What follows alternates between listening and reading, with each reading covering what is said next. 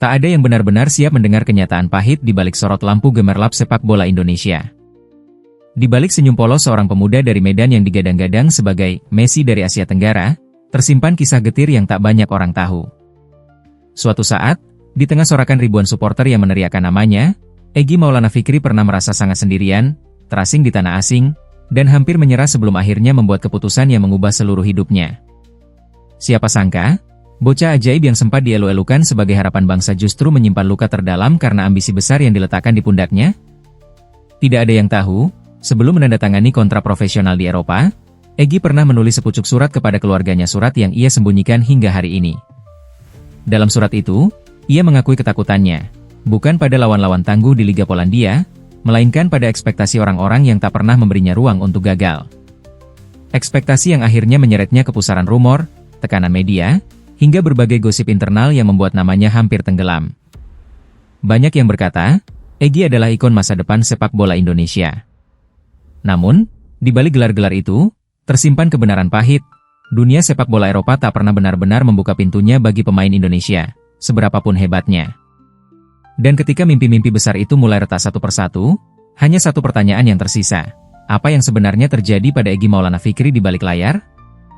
Inilah kisah yang tak pernah terucap, sisi gelap yang selama ini ditutupi oleh sorot kamera dan tepuk tangan penonton. Egy Maulana Fikri, nama yang beberapa tahun terakhir selalu muncul di setiap diskusi tentang masa depan sepak bola Indonesia. Lahir di Medan, 7 Juli 2000, Egy adalah anak dari keluarga sederhana yang sejak kecil sudah akrab dengan lapangan tanah berlumpur dan bola plastik bekas. Namun, bakatnya melampaui batas-batas kampung halaman. Dari turnamen lokal hingga Piala Gothia di Swedia, Egy mengukir reputasi sebagai bocah ajaib dengan dribbling menghipnotis dan visi bermain yang seolah-olah bukan milik pemain seusianya. Saat usianya baru menginjak 12 tahun, Egy telah menarik perhatian pencari bakat dari luar negeri. Di usia remaja, ia berkelana ke Vietnam, Myanmar, hingga Eropa dalam berbagai turnamen usia muda. Tahun 2016 menjadi momen penting. Egy meraih penghargaan Joueur Révélation Trophy di Toulon Tournament, Prancis. Gelar itu bukan sekadar prestasi, tetapi undangan untuk mengukir mimpi yang lebih tinggi. Untuk pertama kalinya dalam sejarah, nama pemain Indonesia terpampang di radar klub-klub Eropa. Publik tanah air pun gegap gempita. Media nasional berlomba-lomba memberitakan tentang Egy, menyebutnya sebagai Messi dari Indonesia. Tiba-tiba, harapan jutaan orang menumpuk di pundaknya. Segala gerak-geriknya dipantau. Bahkan, saat Egy masih berseragam Garuda Select dan mengikuti pelatihan di Inggris, setiap langkahnya menjadi berita utama.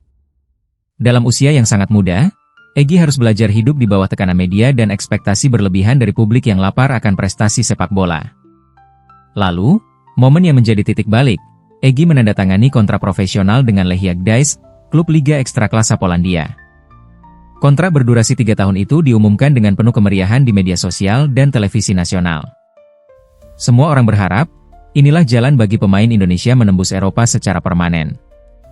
Namun, di balik euforia, muncul bisik-bisik, apakah Egy benar-benar siap bersaing di level Eropa? Bukankah pemain Asia Tenggara sering gagal beradaptasi? Bahkan, rumor sempat beredar bahwa ada tekanan dari sponsor dan federasi agar klub Eropa mau menerima pemain Indonesia, bukan murni karena kualitas. Di Polandia, Egy menghadapi kenyataan pahit. Ia harus bersaing dengan pemain-pemain lokal yang lebih kuat secara fisik, terbiasa dengan cuaca dingin, dan sistem permainan yang berbeda. Adaptasi menjadi tantangan terbesar.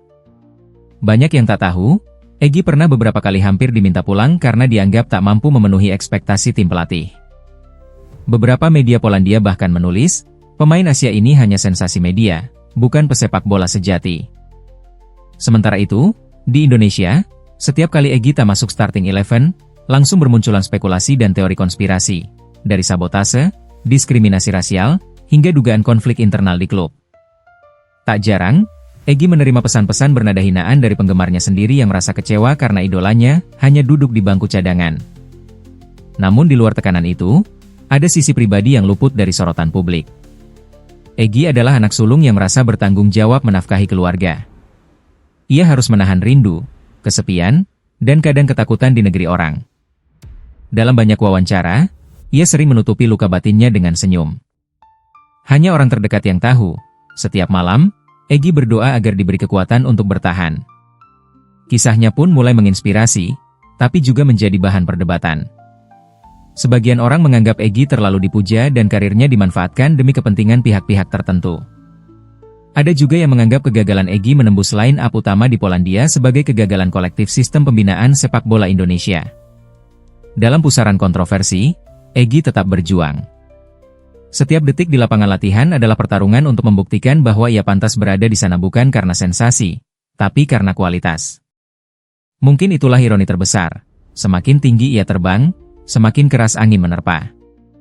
Egy Maulana Fikri menjadi simbol harapan sekaligus peringatan. Mimpi besar bisa menjadi beban terberat jika tak diimbangi dengan kekuatan mental dan dukungan yang tulus. Segalanya dimulai dengan impian yang indah. Sejak masih belia, Egy Maulana Fikri telah menunjukkan bahwa ia berbeda. Ia bukan sekadar bocah yang bisa bermain bola, ia adalah anak ajaib. Ketika anak-anak seusianya sibuk bermain gawai atau belajar di bangku sekolah, Egy menghabiskan waktu di lapangan tanah, melatih gerak kaki dan teknik yang kemudian menjadikannya aset emas sepak bola Indonesia. Perjalanan awalnya begitu menanjak. Ia mencuri perhatian saat membela Indonesia U19, mencetak gol-gol spektakuler, dan menjadi pemain favorit publik. Di ajang Piala AFF U192017, Egy mencetak hat-trick hanya dalam 8 menit ke gawang Filipina, rekor yang membuat dunia memperhatikannya. Tidak lama setelah itu, ia diundang ke berbagai seleksi klub Eropa, hingga akhirnya bergabung dengan Lechia Gdańsk. Namun justru di sanalah, di tanah impian itu, babak jatuh dimulai. Meski dibanggakan di tanah air, realita di Eropa sangat kejam. Egy mengalami cultural shock yang tidak banyak diketahui publik. Ia bukan lagi bintang utama. Di Polandia, ia hanyalah pemain muda Asia yang harus membuktikan dirinya dari nol. Ia hanya bermain beberapa menit di laga resmi. Musim demi musim, bangku cadangan menjadi rumah keduanya. Di ruang ganti, kabarnya ia kesulitan menjalin komunikasi karena kendala bahasa. Bahkan ada rumor bahwa ia dijauhi oleh pemain senior yang tak senang dengan sorotan media berlebihan pada Egy. Beberapa pengamat menyebut keputusan Egy bergabung ke Lechia Gdańsk terlalu dini dan terlalu politis. Mereka menuding bahwa kehadiran Egy lebih menguntungkan dari sisi marketing ketimbang kebutuhan taktis klub.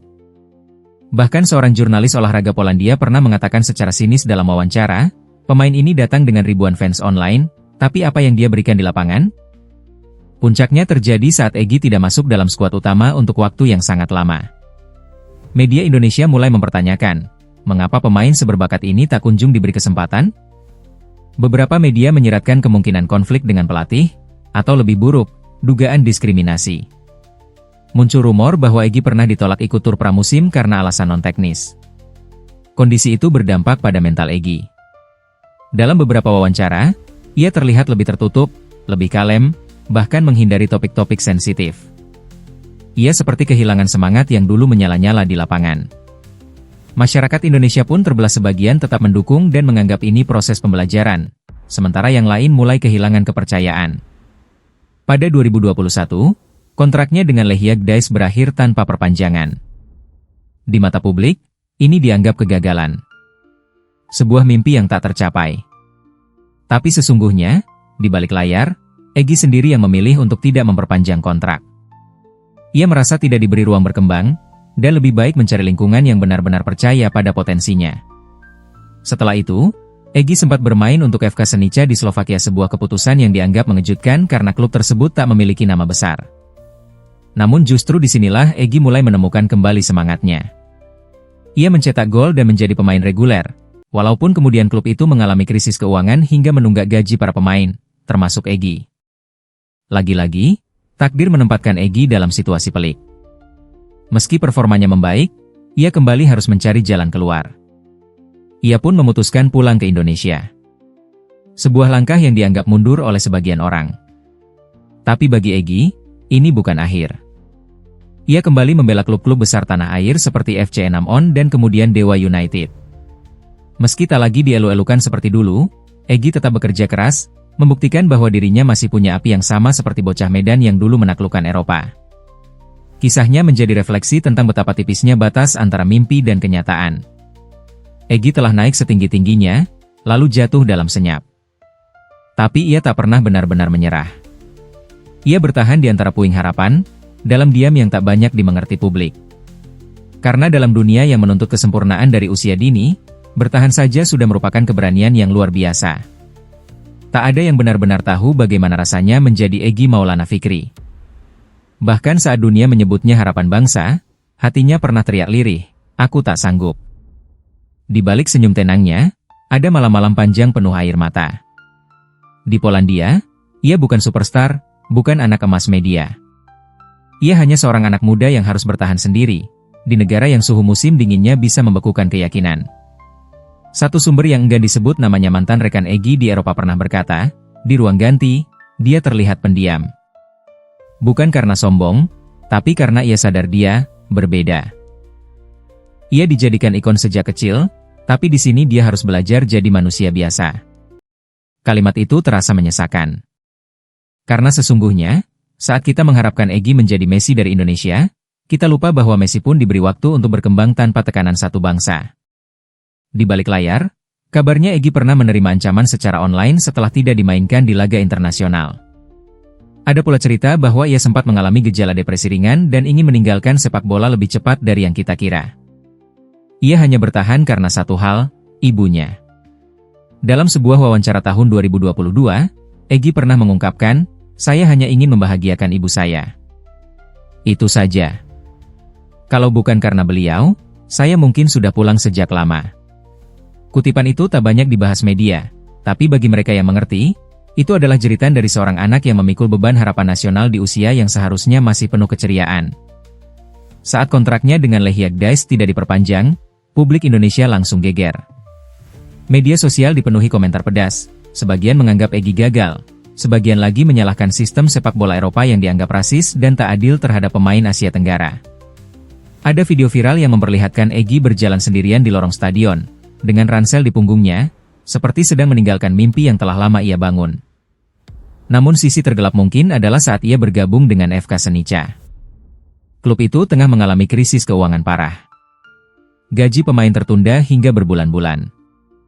Egy disebut hanya menerima separuh dari apa yang dijanjikan. Tapi ia tak banyak bicara. Bahkan ketika media menanyakan soal keterlambatan gaji, ia menjawab pendek, "Yang penting saya bisa main. Itu cukup." Pernah, saat klub tidak mampu menyediakan fasilitas latihan layak, Egy dan beberapa pemain hanya berlatih di lapangan setengah beku, dengan sepatu yang sudah usang. Tak satupun media besar Indonesia meliput kisah ini secara mendalam. Seolah semua hanya ingin menunggu hasil di lapangan, tanpa peduli proses berdarah di baliknya. Reaksi publik pun berubah drastis. Ada yang kecewa, bahkan marah karena merasa ditipu oleh narasi Messi Indonesia. Tapi tak sedikit yang mulai menyadari betapa kejamnya sistem yang menempatkan anak muda dalam posisi tak manusiawi. Harus sempurna, harus sukses, harus tahan banting tanpa ruang untuk gagal. Beberapa jurnalis olahraga mulai bersuara, mengatakan bahwa Indonesia butuh lebih dari sekadar talenta. Diperlukan sistem pendukung psikologis, lingkungan kompetitif, dan pemahaman bahwa pemain bukanlah robot pemuas ambisi nasional. Dalam kata-kata salah satu analis, Egy bukan gagal. Yang gagal adalah kita, yang menjadikannya simbol, bukan manusia. Media Polandia sempat menulis tentang fenomena Egy, menyebutnya sebagai produk marketing yang terjebak ekspektasi negeri asalnya. Tapi mereka juga mengakui, jika diberi waktu, dia mungkin bisa jadi sesuatu. Kini, setelah kembali ke Indonesia, Egy tak lagi menjadi perbincangan utama. Ia bermain seperti biasa, mencetak beberapa gol, masuk daftar timnas sesekali. Tapi senyumnya berbeda. Ada kesunyian di matanya. Mungkin karena ia tahu, mimpinya telah direbut sebelum benar-benar sempat dimiliki. Dan bagi kita, publik yang pernah menepuk punggungnya dengan harapan berlebihan, apakah kita siap menatap mata Egy dan mengakui bahwa kitalah yang membuatnya patah? Dari kacamata rahasia selebriti, kisah Egy Maulana Fikri bukan sekadar perjalanan seorang pemain bola. Ia adalah refleksi tentang bagaimana mimpi bisa menjadi beban, ketika harapan terlalu tinggi dan realita tak seindah narasi media. Kami tidak ingin menghakimi, tetapi mencoba memahami, apakah Egy benar-benar gagal? Atau justru, ia menjadi korban dari sistem yang tak pernah siap menyambut generasi emas? Di satu sisi, kita tak bisa memungkiri bahwa Egy pernah menjadi ikon harapan nasional. Dari tayangan TV hingga lini masa media sosial, namanya diglorifikasi seperti pahlawan. Tapi di sisi lain, Kita juga menyaksikan bagaimana tekanan dari luar termasuk dari kita sebagai publik membentuk ekspektasi yang nyaris mustahil dipenuhi oleh seorang remaja. Egy bukan pesulap. Ia bukan Messi. Ia adalah Egy Maulana Fikri, seorang anak Indonesia yang nekat bermimpi lebih besar dari batasan geografisnya. Dan itu adalah keberanian yang pantas dihormati. Ia telah menembus batas yang tak pernah disentuh oleh generasi sebelumnya. Ia bermain di Eropa, melawan raksasa-raksasa sepak bola Eropa Timur. Ia membuka pintu yang selama ini tertutup rapat bagi pemain Asia Tenggara. Apakah karirnya sempurna? Tentu tidak. Tapi di mana letak ukuran kegagalan, ketika seorang anak Medan mampu membuat seluruh dunia melirik sepak bola Indonesia? Kita seharusnya bertanya, bukan apa yang belum dia capai, melainkan berapa banyak inspirasi yang ia berikan bagi ribuan anak kecil yang kini berani bermimpi bermain di luar negeri karena melihat sosok Egy. Dan bagi kamu yang mengikuti kisah ini sejak awal, bagaimana perasaanmu saat ini? Apakah kamu juga merasa bersalah karena pernah terlalu menuntut tanpa tahu beban di balik layar? Apakah kamu pernah menyadari bahwa mungkin, yang ia butuhkan bukan tepuk tangan, tapi pengertian? Kami di Rahasia Selebriti percaya, cerita seperti ini harus disampaikan. Bukan untuk menjatuhkan, tapi untuk membuka mata kita semua. Tentang bagaimana sistem pembinaan sepak bola Indonesia perlu dibenahi. Tentang pentingnya perlindungan mental bagi para atlet muda. Dan yang paling penting, tentang bagaimana manusia harus diberi ruang untuk tumbuh, bukan hanya dipuji ketika menang dan dibuang ketika kalah. Mungkin kamu pernah merasa kecewa karena Egy tidak sehebat yang dijanjikan. Tapi hari ini, setelah mengetahui kisah sebenarnya, apakah pandanganmu berubah? Tulis di kolom komentar, apakah Egy menurutmu layak disebut legenda, atau apakah kita terlalu cepat menobatkannya sebagai pahlawan? Apapun itu, satu hal yang jelas, kisah Egy mengajarkan kita bahwa keberanian untuk bermimpi, meskipun penuh luka, tetaplah sesuatu yang pantas dihormati. Di antara riuh rendah stadion, nyanyian supporter, dan sorotan kamera, ada satu momen yang mungkin tak akan pernah terekam. Detik ketika Egy Maulana Fikri menatap langit Eropa, dan untuk sesaat, bertanya pada dirinya sendiri. Apakah aku sudah cukup?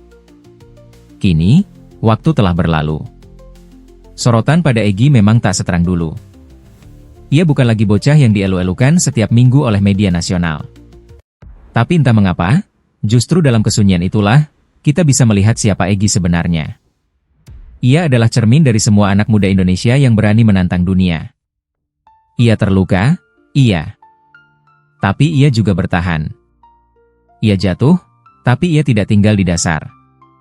Ia bangkit pelan, sunyi, tapi pasti.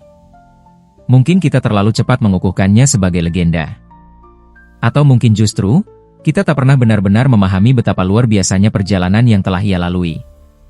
Karena terkadang, yang paling berani bukanlah mereka yang menang, tapi mereka yang tetap berjalan meski jalanan tak lagi ramah. Egy pernah menyentuh impian banyak orang.